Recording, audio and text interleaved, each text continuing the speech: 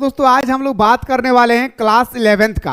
Class 11th का आज हम लोग डिस्कस करने वाले हैं हिस्ट्री में क्या क्या हम लोगों को पढ़ना है, कौन कौन सा टॉपिक पढ़ना है और टॉपिक के अंदर में कौन कौन सा लेसन डिस्कस करना है। ये सारा चीज दोस्तों आज इस वीडियो के माध्यम से हम लोग डिस्कस करने वाले हैं। और हाँ दोस्तों, अगर आप लोग चाहते हैं कि सर मुझे घर बैठे कम पैसा में बेहतरीन तरीके से तैयारी करना है तो दोस्तों हमारे एप्लीकेशन को प्ले स्टोर से जल्दी से मिसाइल क्लासेस के ऐप को डाउनलोड कर ले।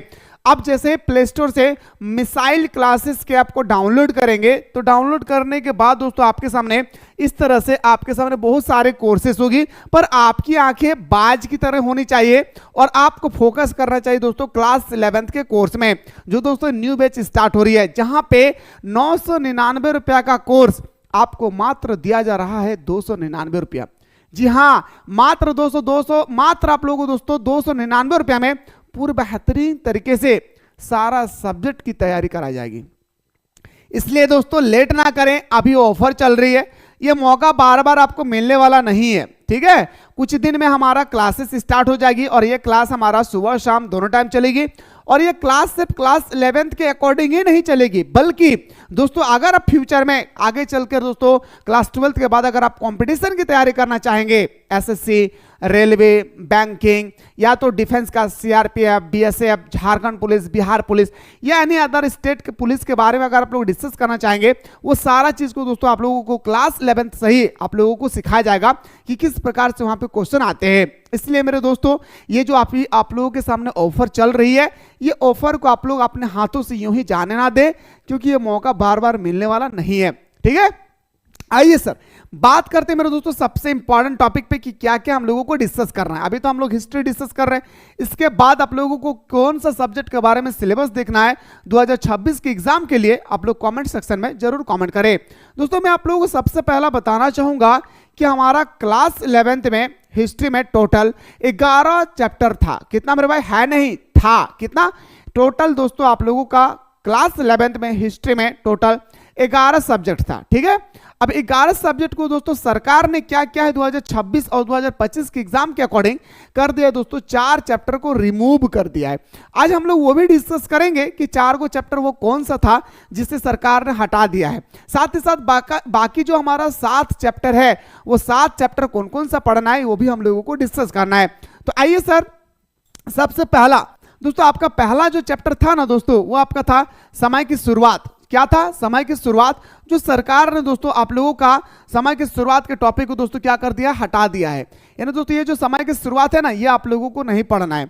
जी हाँ, समय की शुरुआत जो टॉपिक था उसको रिमूव कर दिया है। कौन कौन सा टॉपिक पढ़ना है वो मैं बताऊंगा। आइए सर, ये टॉपिक को बारे में डिस्कस ही नहीं करना है क्योंकि इसे हम पढ़ना है भाई। ये टॉपिक पढ़ना है दोस्तों आप लोगों का हिस्ट्री का पहला चैप्टर है हमारा लेखन कला और शहरी जीवन।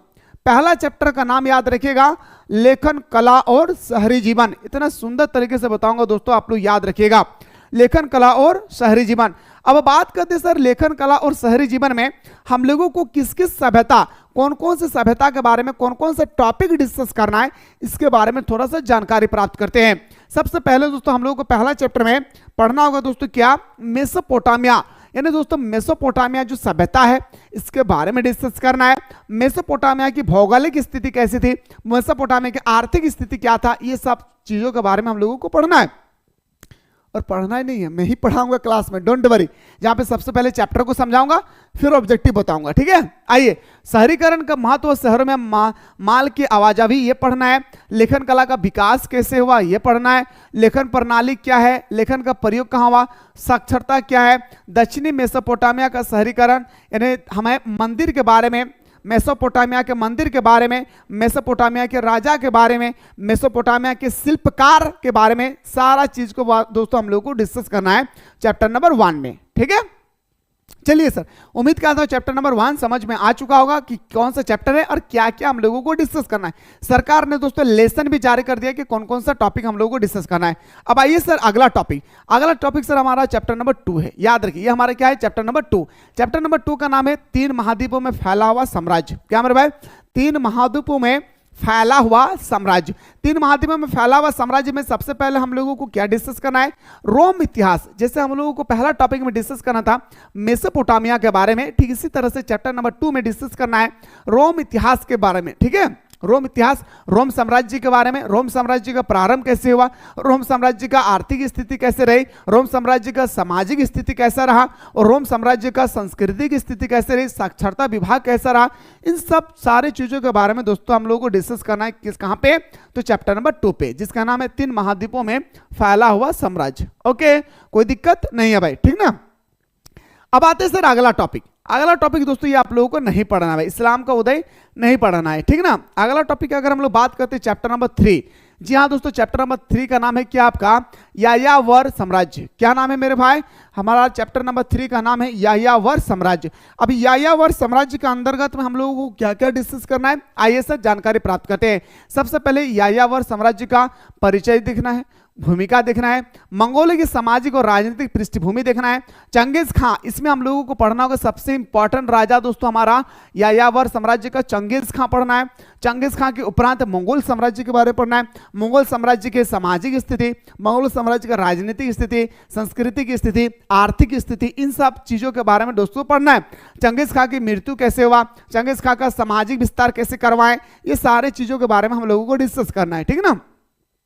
आइए सर अगला आते हैं सर चैप्टर नंबर 3 के बाद चैप्टर नंबर 4। चैप्टर नंबर 4 में दोस्तों हम लोगों को क्या डिस्कस करना है, तो 3 वर्ग। चैप्टर का नाम है मेरे दोस्तों क्या, 3 वर्ग।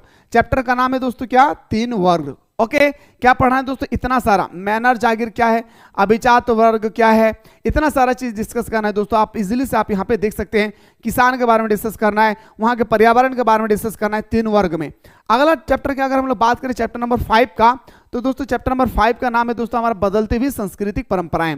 बदलती हुई सांस्कृतिक परंपराएं दोस्तों, बदलती हुई सांस्कृतिक परंपराएं में इतने सारे टॉपिक को डिस्कस करना है। मैं फिर से कह रहा हूं, अगर आप लोग चाहते हैं सर मुझे घर बैठे कम पैसा में, मात्र 200 रुपया में, 300 रुपया में पूरा सब्जेक्ट की तैयारी करना है, वो भी घर बैठे कम पैसा में दोस्तों, फटाफट प्ले स्टोर से मिसाइल क्लासेस के ऐप को डाउनलोड कर ले। और डाउनलोड करने के बाद आपके सामने दोस्तों यहाँ पे कोर्स अवेलेबल है, क्लास 11th एग्जाम 2026, याद रखिएगा फाउंडेशन कोर्स दोस्तों, जहाँ पे बेहतरीन तरीके से आप लोगों को ऑनलाइन क्लासेस में बताए जाएंगे, पहले चैप्टर को एक्सप्लेन किया जाएगा, देन आप लोगों को डिस्कस कराई जाएगी दोस्तों ऑब्जेक्टिव क्वेश्चन। इसलिए लेट ना करें, अभी 999 रुपया का जो कोर्स है वो मात्र मिल रहा है 299 रुपया में। ये मौका आपको बार बार मिलने वाला नहीं है, इसलिए मेरे दोस्तों मैं कह रहा हूं फटाफट जाकर के आप लोग ज्वाइन कर ले, ठीक है। आइए सर बात करते दोस्तों अगला टॉपिक पे। अगला टॉपिक ये तो हमारा चैप्टर नंबर 5 है सर। चैप्टर नंबर 6 को दोस्तों आप लोग यहाँ पे डिस्कस नहीं करना है। चैप्टर नंबर 6 में हम लोगों को क्या पढ़ना है मेरे भाई, चैप्टर नंबर 6। चैप्टर नंबर 6 का नाम है मेरे भाई क्या, चैप्टर नंबर 6 का नाम है आपका क्या, तो बताएंगे सर मूल्य निवासी। क्या नाम है मेरे भाई चैप्टर नंबर 6 का, मूल्य निवासी। चैप्टर का नाम लिख ले मेरे दोस्तों तो बेहतर होगा। मूल्य निवासियों का विस्थापन, ये आपका चैप्टर नंबर 6 का नाम है, जहां पे इतने सारे लेसनों को हम लोगों को डिस्कस करना है, ठीक है। सारा चीज मैं आप लोगों को डिस्कस करवाऊंगा, डोंट वरी। अगला अगर हम लोग बात करते हैं sir chapter number 7। Chapter number 7 के अगर हम लोग मूव करते हैं तो बताएंगे सर हमारा चैप्टर नंबर 7 है आधुनिकरण के रास्ते। चैप्टर नंबर 7 का नाम क्या है मेरे भाई, आधुनिकरण के रास्ते। अब जो सर हमारा आधुनिकरण के जो रास्ते हैं ना, इसमें हम लोग को डिस्कस करना है राजनीतिक व्यवस्था के बारे में। आधुनिकरण के रास्ते का राजनीतिक व्यवस्था के बारे में क्या है, जापान के बारे में हम लोगों को पढ़ना है। औद्योगिक मजदूर एकात्मक राष्ट्रवाद, यानी दोस्तों हमें यहाँ पे डिस्कस करना है जो इंडस्ट्रियल एरिया, जो हमारे बड़े बड़े फैक्ट्री है, इसके बारे में हम लोगों को यहाँ पे स्टडी करना है, ठीक है। तो ये 7 चैप्टर दोस्तों आप लोगों को पूरा बेहतरीन तरीके से स्टडी कराई जाएगी। कहां पे, तो हमारा एप्लीकेशन पे, जहां की दोस्तों प्ले स्टोर से मिसाइल क्लासेस के आपको डाउनलोड कर ले। डाउनलोड करने के बाद कोर्स अवेलेबल हो चुकी है, आप लोग जल्दी से आकर ज्वाइन कर ले। कोई भी प्रॉब्लम होगी, नंबर स्क्रॉल हो रही है, इस नंबर पे व्हाट्सएप कीजिएगा, हमारी टीम आपको रिप्लाई करेगी। साथ ही साथ अगर कोई भी स्टूडेंट्स दोस्तों चाहते हैं कि जिस तरह से सर आप हिस्ट्री का बताएं, इसी तरह से पॉलिटिकल साइंस, जियोग्राफी का, इकोनॉमिक्स का, सारे सब्जेक्ट का बता दीजिए, तो एक बार आप लोग कमेंट सेक्शन में कमेंट करना ना भूलें। मुलाकात करता हूं दोस्तों दूसरा चैप्टर के साथ।